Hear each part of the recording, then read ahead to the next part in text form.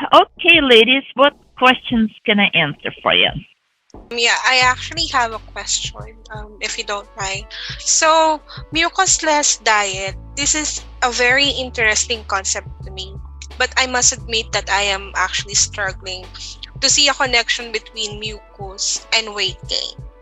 What I mean is, I can see how eating certain foods may result in getting more phlegmy. Kind of like some foods will give you heartburn, so okay, some will give you more mucus secretion, but how is this going to affect my weight loss or weight gain? Yes. Sorry for cutting in, but I want to add to the question. I have a bit of a struggle connecting the dots here myself. But my main question is this. In one of your lectures, you mentioned that mucus is a precursor of both weight gain and disease, even as bad as cancer. And I tend to get a lot of phlegm in my throat pretty often. So, so should I be worried about getting cancer? So if you could, I would want you to explain the connection between mucus and cancer as well as mucus and obesity. Sure, that is a very good question. When you say obesity, it's in the context of obesity and weight gain and that connection. I don't like to use the word obesity. To me, it's almost like an insult in the sense that some, people, some part of the population, because the concept is weight gain in general and disease are connected. It's not just obesity and cancer that are connected. It's weight gain and disease are connected. Those are the big terms that we use because that's what people tend to worry about most. But let's face it, the underlying idea is that there is the same cause for both obesity and cancer or slash weight gain and disease. But with that correction, I did not say that mucus is a cause of either of those. Mucus does not cause cancer. Mucus does not cause weight gain.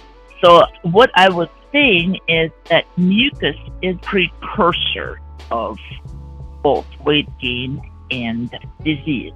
You can think about it as a sign. You drive down the road and you see a sign, so many miles to destination, whatever city, pick LA, Lexington, Chicago, or whatever.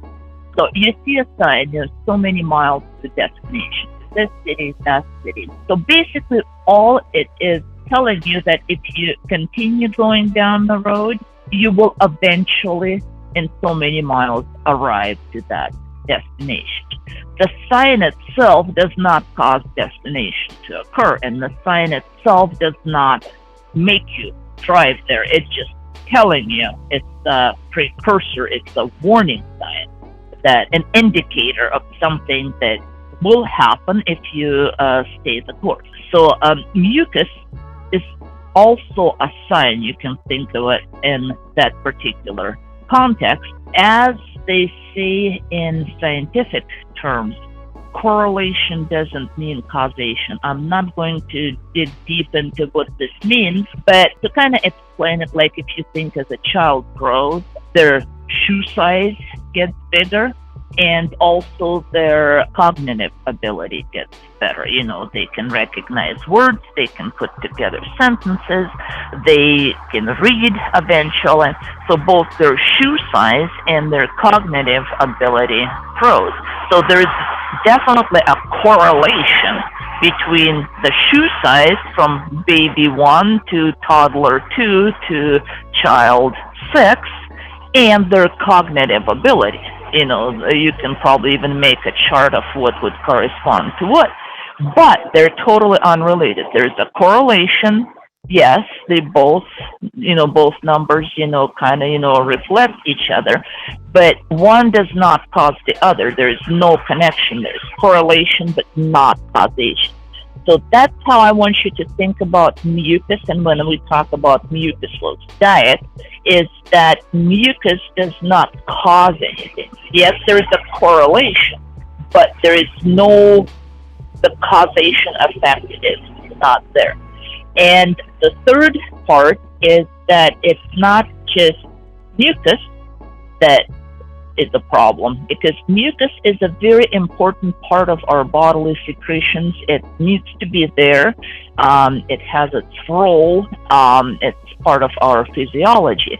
It's excessive mucus that we're talking about, that we get more of it than necessary. And you guys are kind of addressing it in your question, but I want to emphasize it for everybody else. It's excessive mucus that is a signal that our body sends out to let us know if we keep going in this direction, we will eventually arrive to cancer and obesity. But before we arrive there, we first arrive to milder ailments and a few extra pounds. Okay, yeah, this makes sense. Thank you, but I am still not seeing the connection. Actually, me neither. Why is excessive mucus a sign of all these health problems, especially if it doesn't cause them? Okay, so that is a little bit more of in-depth, intensive explanation that we are going to go over in a series of videos. That's not something that I can kind of, put in a nutshell for one video and have you see all the implications there. But I am going to give you a kind of brief overall view of how you need to look at those things in order to understand the connection. And what we're talking about are the 6 stages of systemic toxicity. I know that sounds very scientific, but I'm going to explain this and break it down for you guys briefly. But these findings, or this, I guess, school of thought, comes from Heinrich Reckweg, who was a doctor in 1900, who introduced this view of disease as a result of failure of our body to activate the correct detoxification mechanism. And so he developed a system that helps our body self-regulate and activate the necessary detox mechanisms in order to stay healthy. And I'm sorry that sounds a little too scientific here probably for a lot of people. I'm going to break this down into layman terms. And I know you guys are thinking, oh, mucusless diet, we will be talking about Arnold Efrat. Isn't that the name connected with it? So yes, but the idea is that the whole idea of health shouldn't be divided into, oh, this person said that, and this person said that, and they're some kind of position against each other. It's very important to look at everything as a whole. We don't see this in math or in physics. Hey, this mathematician said this, and that mathematician said that, and therefore there is a conflict. We look at it as how does it all come together. So this is why I'm introducing a different name here, because that is still the same school of thought and the same direction. So, but let me explain the systemic toxicity that I was talking about and the idea behind the connection of where mucus is connected to disease and weight gain. So Dr. Reckweg believed that illness is the result of failure in main function of our body's defense mechanism against what I term internal and external enemies, toxins. So what would be the external toxins? That's usually something that we all are familiar with, is viruses and poison. So our body functions normally, then come external enemies. Another parallel would say terrorists, foreign and domestic, right? That we get attacked with.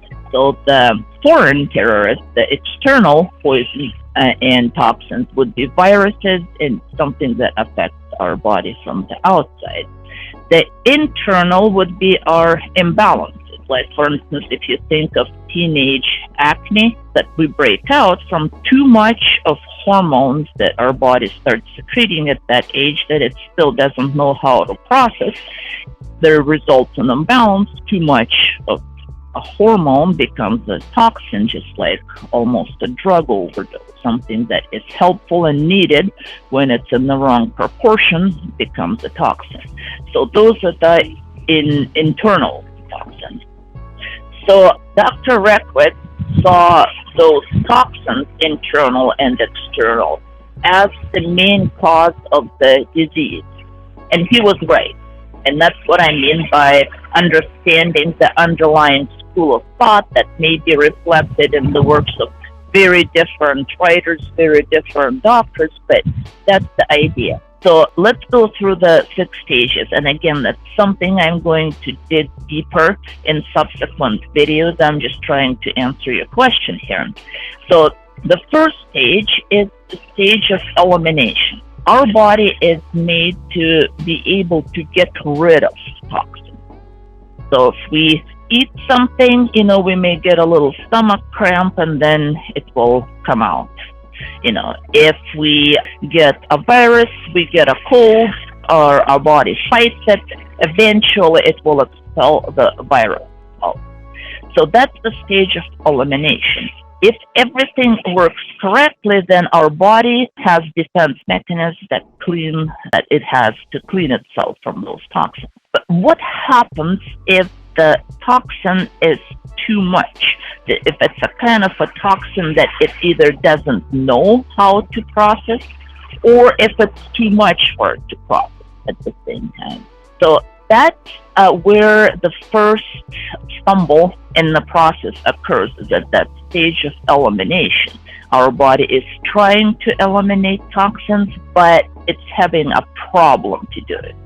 So, for instance, if we get a very strong toxin in our stomach, we would get diarrhea in the attempt to wash it out. If it's not washing out, we get more diarrhea.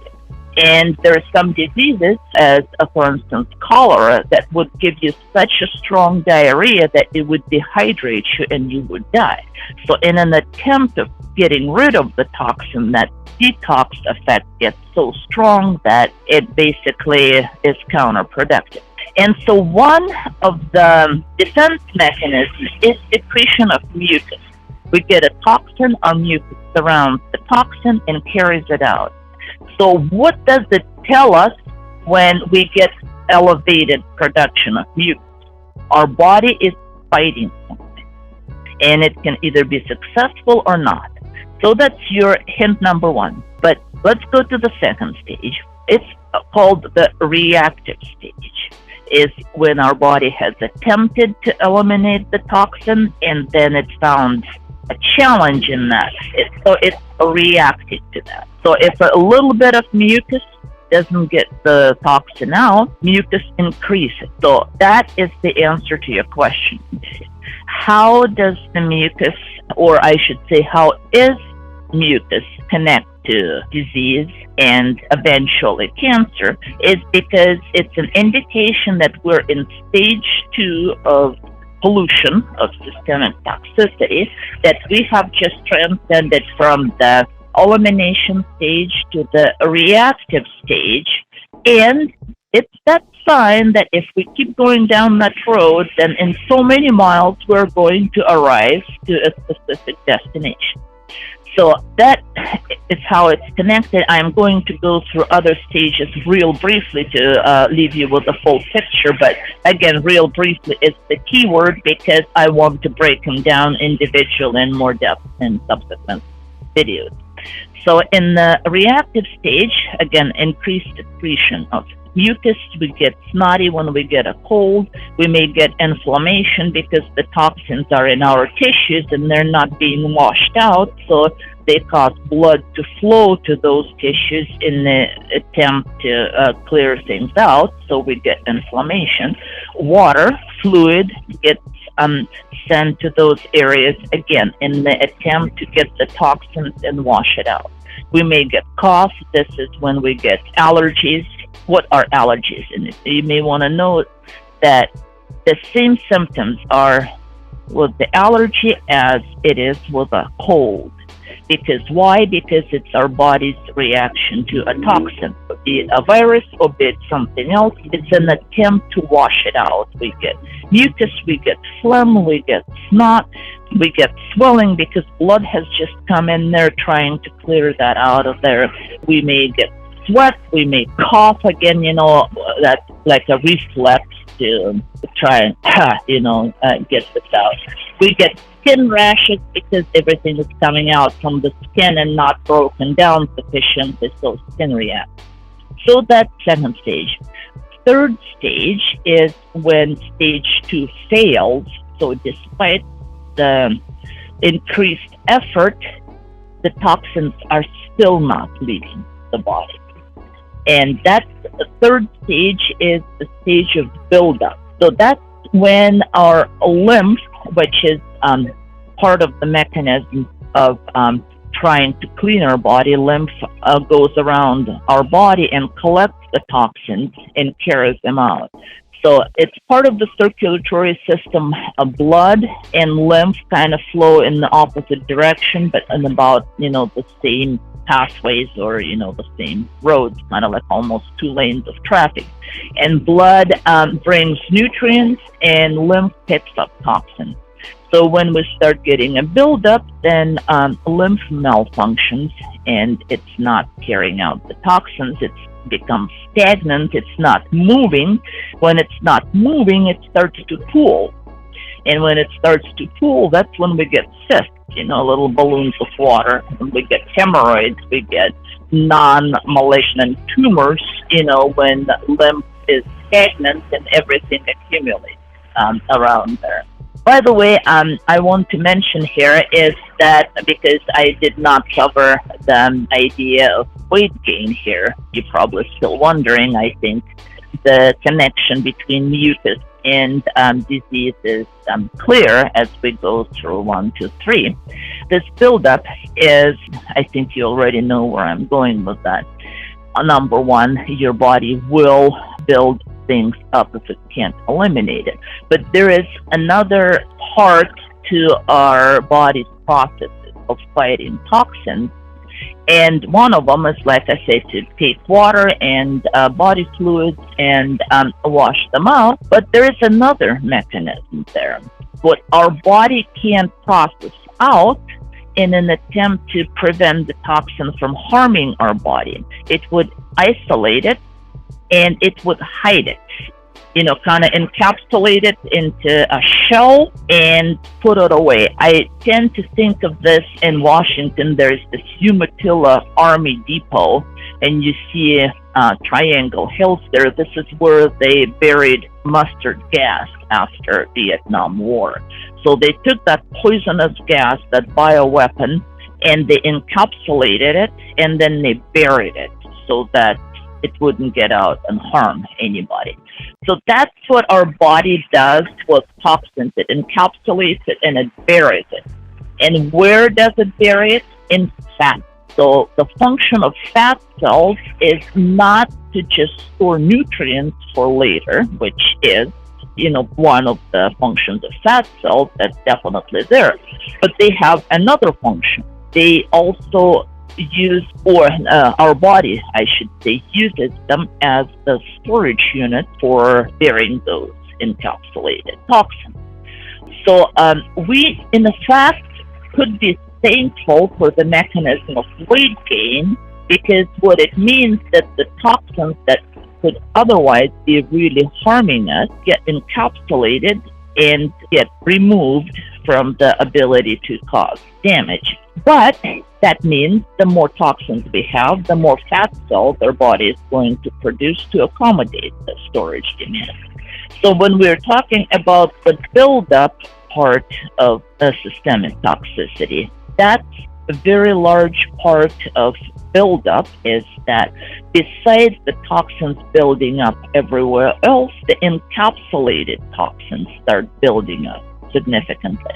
And this is where mucus is an indicator of forthcoming weight gain, because if you remember, mucus started appearing in stage 1 and 2, showing us what's ahead, and in stage 3 comes the buildup.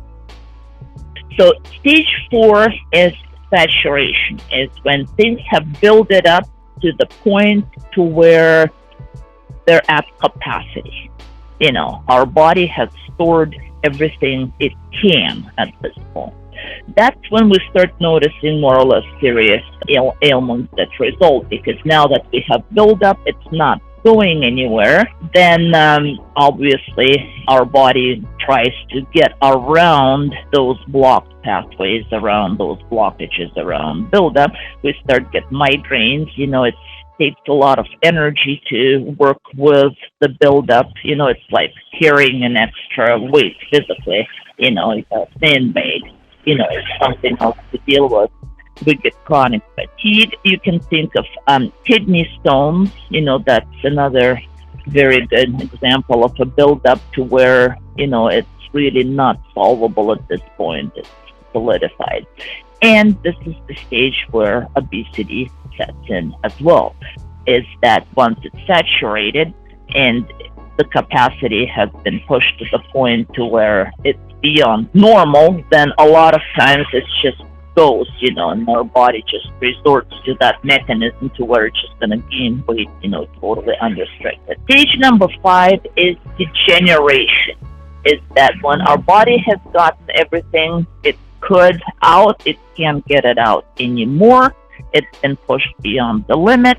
That's when we start getting cirrhosis, liver falling apart, we get arthritis, joints are falling apart, heart disease, arteries are malfunctioning. And at that point, those triangle hills and the storage capsules start degenerating as well. And that's when the toxins start leaking. The mustard gas starts leaking out and doing its damage, which brings us to the 6th stage, which is malignancy, which is cancer. And that's toxins are out, all the healthy pathways have been damaged, there is stagnation, nothing's working the way it should, and our cells just basically go nuts. You know, they lose it, and they, you know, in the desperate attempt to do something, they change and they start dividing uncontrollably. So this is kind of a long-winded answer to the question of how is mucus and disease and weight gain are connected, but that is the best shortest way, I should say, that I can explain this. And as we go along, I will go through each of the stage in more detail and show you guys what happens there. But I want to leave you with the idea, again, that Dr. Ecklig introduced, which is very true, that the disease is the result not so much of the attack of the external enemies as viruses and toxins produced by metabolic process, but rather our body ability or lack of ability to deal with those. And there are two ways. I mean, we can try and eliminate viruses, which we will never be able to do. We can build immunity and have our body's defense mechanisms built up to them to where they're not affecting us, or maybe a little bit of both. But for our purposes, my point is when it comes to toxins and we're trying to stay healthy and we're trying to lose weight, the only and the first reasonable step, the only reasonable first step is to stop putting more in where you can and not have the mindset, oh, our body has mechanisms that helps eliminate toxins. Yes, it does. But if we continue down this pathways, you've seen the sign of where we will eventually arrive. So let's make the first step of stop, put more in.